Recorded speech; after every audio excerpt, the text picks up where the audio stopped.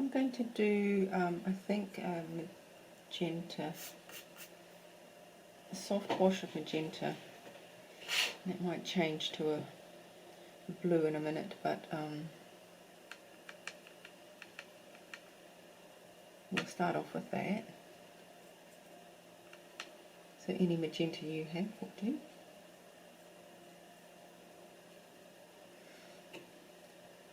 Remembering that magenta colours seem to always dry a bit darker, so maybe make them a tiny bit lighter than you want them to be.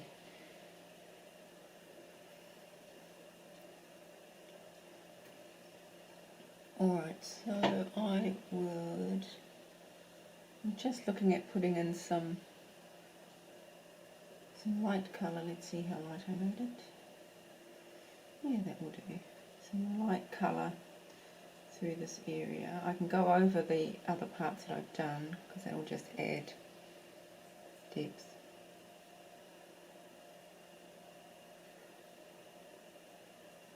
Leaving that sort of border. And using my water brush.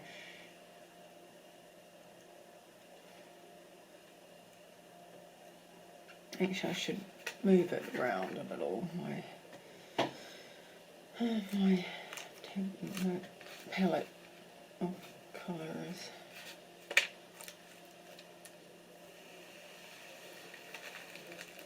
Then I don't have to reach quite so far.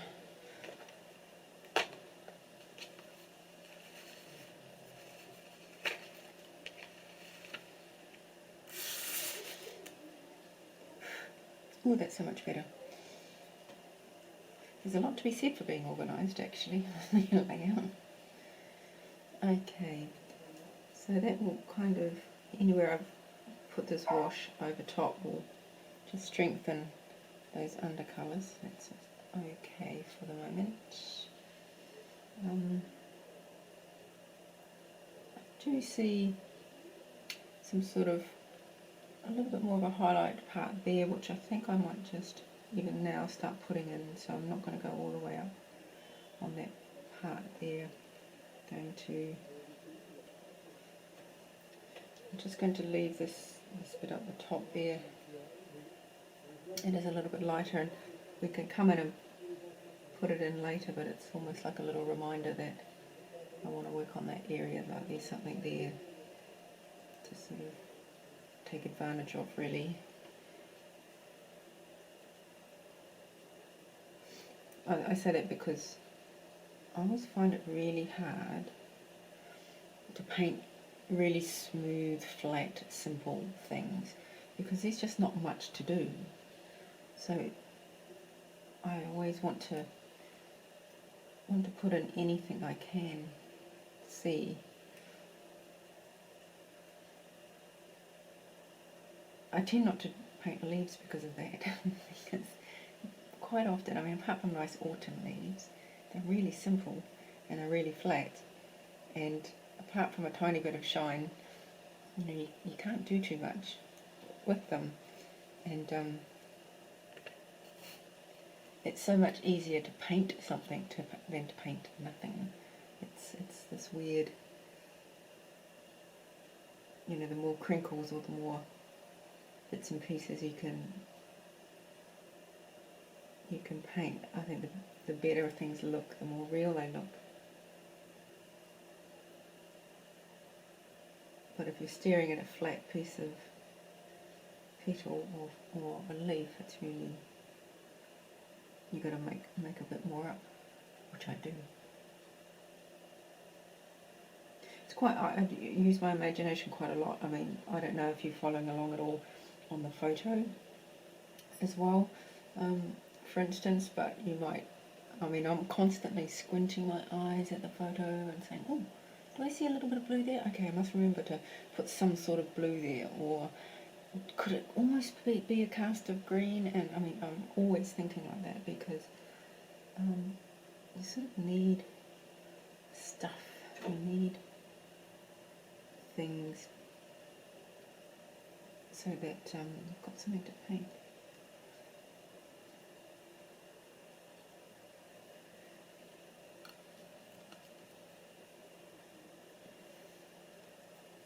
can pop a little bit of colour just at the top there. I think it's easy. Help us define that petal of it.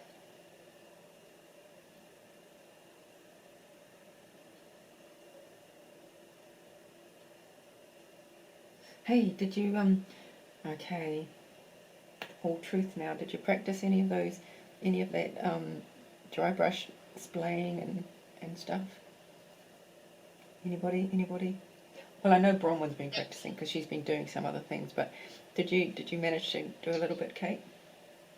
Yeah, I did. It was good. I found some brushes. Thankfully, I'm an awful brush abuser, so I had quite a number of brushes that were perfect.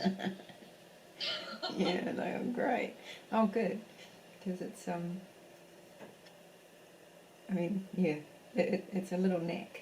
There's lots of a neck to everything, a neck to how pigmented the wash is and all these different things. So it's good that you sort of had a little bit of a warm up to that.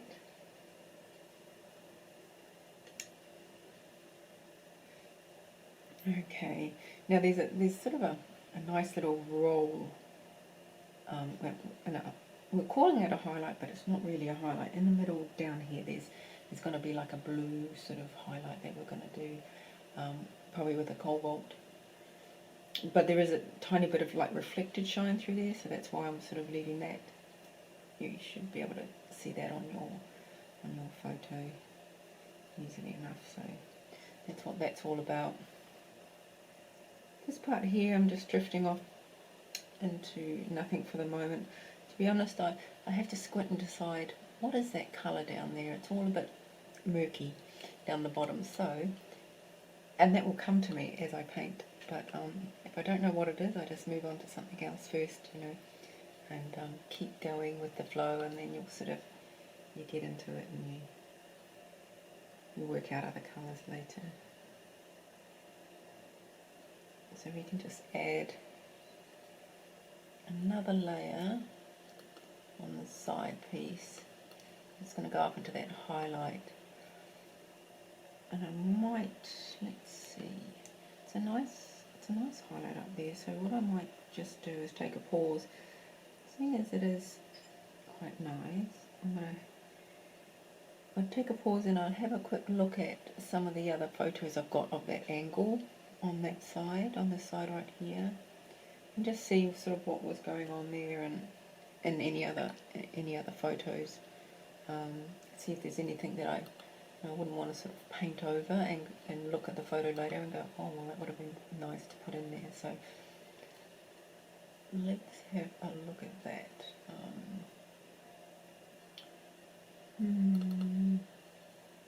Need to go to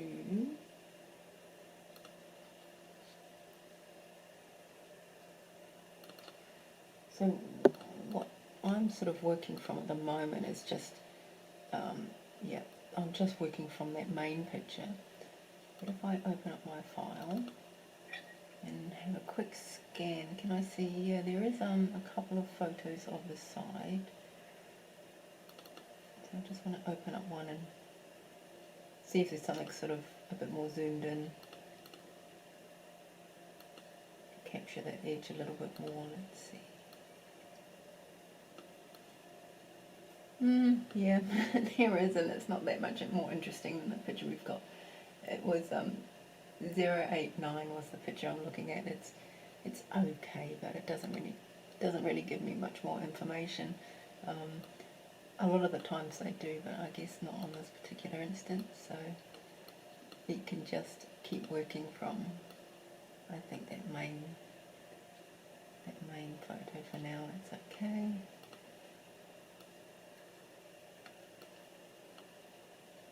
Well, the other photos are a tiny bit more in focus, which is kind of helpful, but not amazingly helpful. Now there's a little bit of a, I do see though, there's a little bit of a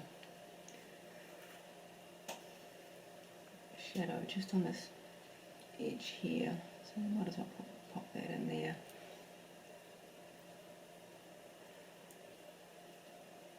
And because there's a bit of a, let's see, I might just grab that, my little flat brush, and make that a little bit bigger. So I'm just going to soften this edge of where it was before. We'll give it a chance to dry, and I'll come back in and put some more pink there, but I want to just create a little bit more space. And now's the time to do it. I mean, it's not going to be as successful as leaving it in the first place, but we can sort of amend it a little bit.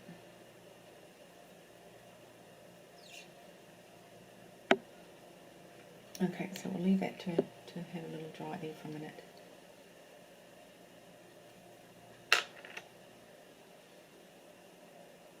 I don't know, I kind of find watercolour reasonably forgiving, actually. You know, you can do some repair work quite successfully on watercolour. I know, of course, well, with oil, oh, you just paint over it, it's amazing. And things. And I used to think that watercolour was a get it right the first time or you're done. But it's not. You really can move paint around a little bit. You can. It's quite good. It's not as, I don't suppose, as easy as just layering oil paint or acrylic, for that matter. Have you painted anything else, Kate, or just watercolour, or you painted any other? No, I have painted with other things. Okay. But this is probably the first time that I've kind of been methodical about trying to learn proper technique with anything. I actually went to art school, but I didn't specialise in painting. Okay. So I really just had very basic painting in my first year of art school, and then didn't do any more. Yeah, because they don't really do the whole painting thing in art school, do they, anymore? No, and they don't really teach technique either. I know, I've read that. You know, well, I've read that, and I never went to art school specifically when I was changing over and starting to paint watercolour. I didn't want to do, I really didn't want to do many courses of anything, because I didn't want to be influenced. You know, I wanted to think, okay, I want to find my own style.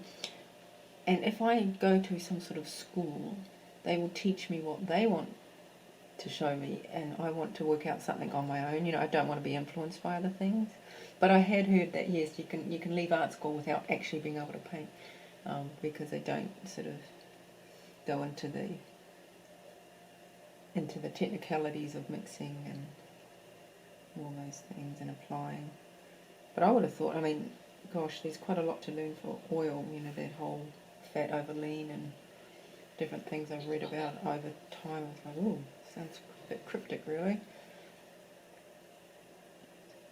So how are you enjoying your sculpture? Watercolour is pretty technical, I think.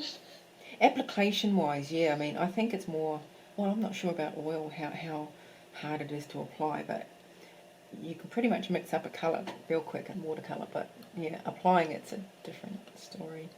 I'm not sure about oil, if it's particularly hard to paint. Now, let's see, what else do we want to add while we're in this little leaf petal?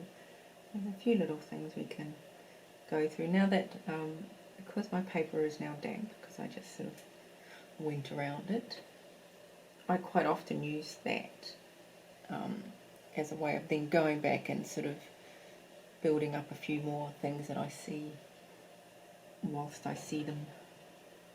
Some of it's almost like reminders, like, oh, I've got to put a bit of a highlight there, or I've got to put some more shadow and things like that. And see, there's going to be a bit of, it can be a little bit of interesting sort of reflection work. If you have a look at the photo, there's a few ridges there that are quite nice. So let's remember that and move on.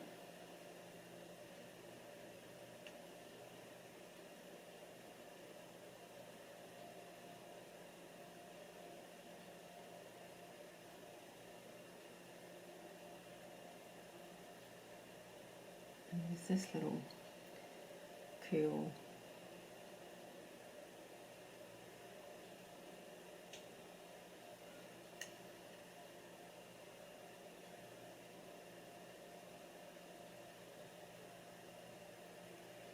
We want to do. So apart from sort of blocking in the rest of the colours, you know, our little colours, can do a little bit more of that practice of the displaying of the brush and things, because we won't probably use it. We might get into it next week a little bit.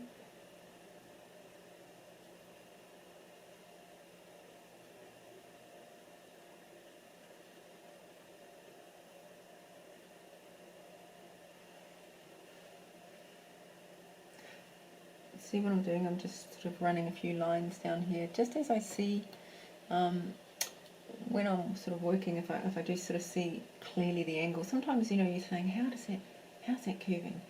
But sometimes if I'm in the zone and I can kind of see it, I will put them in just a little bit, because this will have a very soft, a little bit more colour added, so we'll go over that. But it just helps me see where things are going. And it speeds up the process a little bit later, really, to work out where everything is.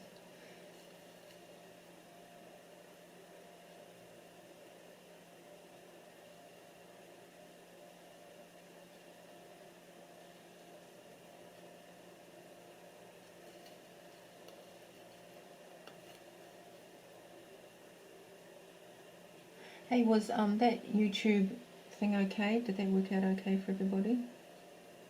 In the end, with me putting it on YouTube, a little tech support question and answer with a friend of mine who's extremely techy. He's in the IT business.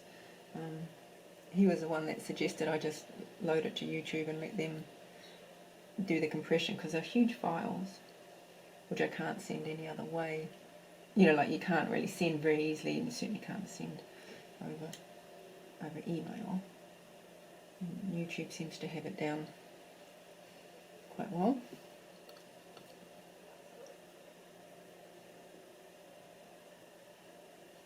Did it take a long time to get? Oh lordy. Honestly, it's literally, I click on it and I do, it does it in batches of 3, so I clicked on it and you just tell it to upload and go away and sleep 8 hours and come back and it's done. I mean, it really does take some time. It doesn't take about 8 hours, but it certainly takes about 4. It's an overnight job. I can't imagine, I never would have guessed, and maybe with 5G just around the corner things will change. I never would have guessed video would have been A, that large, and B, that time consuming still to do things like load and things like that. I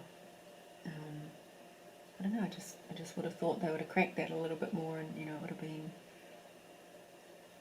been a little bit quicker than that. But I guess all those YouTubers are used to it, and they just sort of set it running and upload it and go off and do other things or something.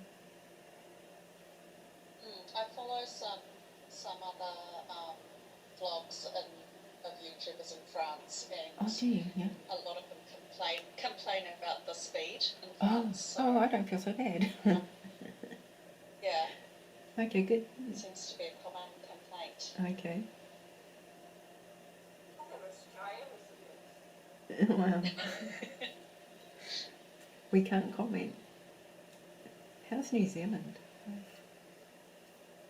Dunedin's pretty good. We actually had the fastest fibre in New Zealand. There was a special, it was like a pilot scheme or something. Oh, aren't you lucky?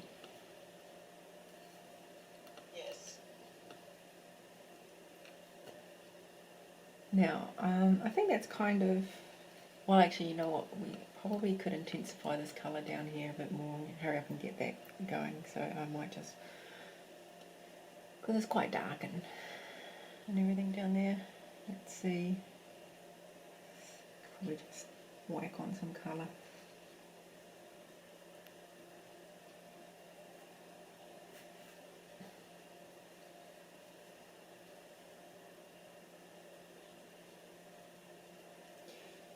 I'm still leaving the bottom, and as I've been painting, you know how I said I'm not sure what that colour is, and I'll leave it until I know. So it just occurred to me what that colour is, so we can do it. So that's what I do.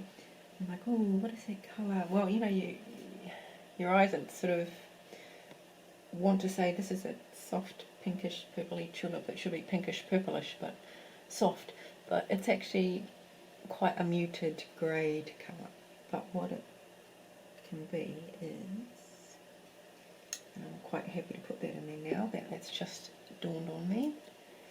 It will be something like a very soft initially, and then it'll get darker. But let's do, if you have one of these sort of more muted purples. So you could either, to your hot sort of magenta, you could either mute that down with maybe adding a tiny touch of green or something. I'm sure you know about, you know, opposites on the colour wheel, Kate, and all that kind. I just add a touch of that to your colour, and you will mute it down to a nice sort of grade version of itself. Or if you have one of these purples up here, any one of those, because it's kind of like it's a very sort of muted down version, will work, and that's kind of the colour I'm seeing here. So let's grab one, and I'll just grab the bottom one and make a very soft wash. If you can even see on my piece of paper, it's just sort of, it's not, yeah, that colour will be fine, that intensity as well. So it just takes it away from pink and it takes it into a greyed version. It's not very different, but we'll add intensity down there later, so we can just pop that in. Now we know where we're going with that. And grey, G-R-E-Y, or grade? Grey, G-R-E-Y. Ah. A greyed version. You know, a muted version, really.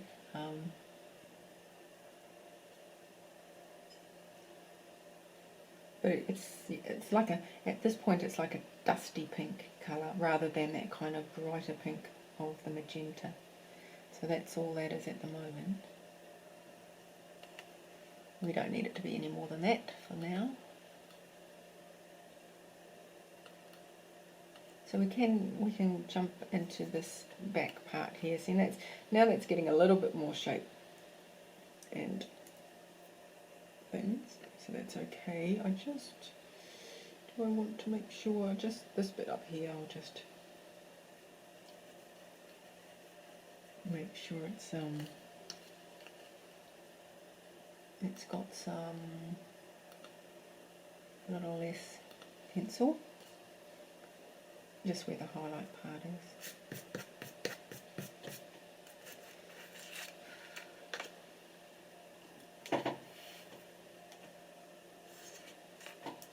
Okay, so we're back onto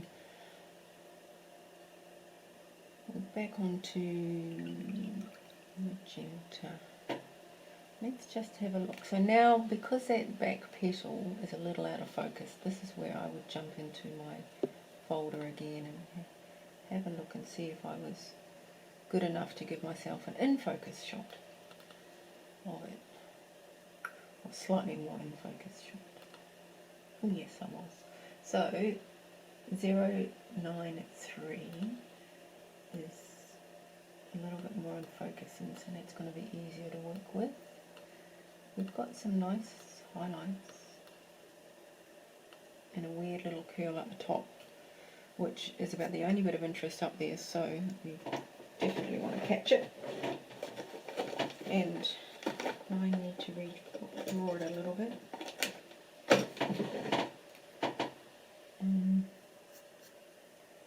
I want to do it more, it goes up like that.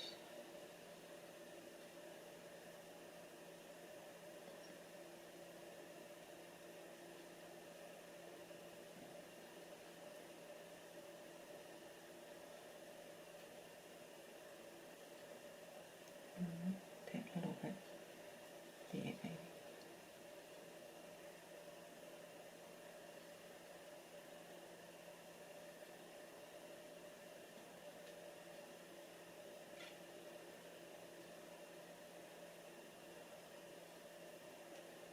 Okay, that's good. A little touch up.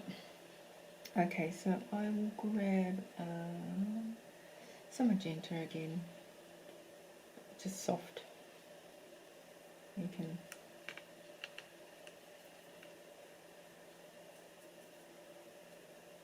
do a little bit of blocking in a little bit more, and I want to, where's that eraser?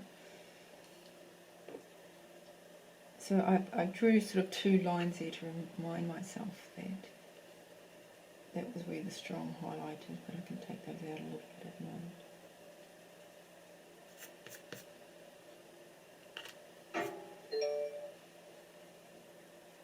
I can still define that right there. And now there's some lines that go through here. There's some ridges and they're really, really nice. So I definitely want to try and sort of capture those.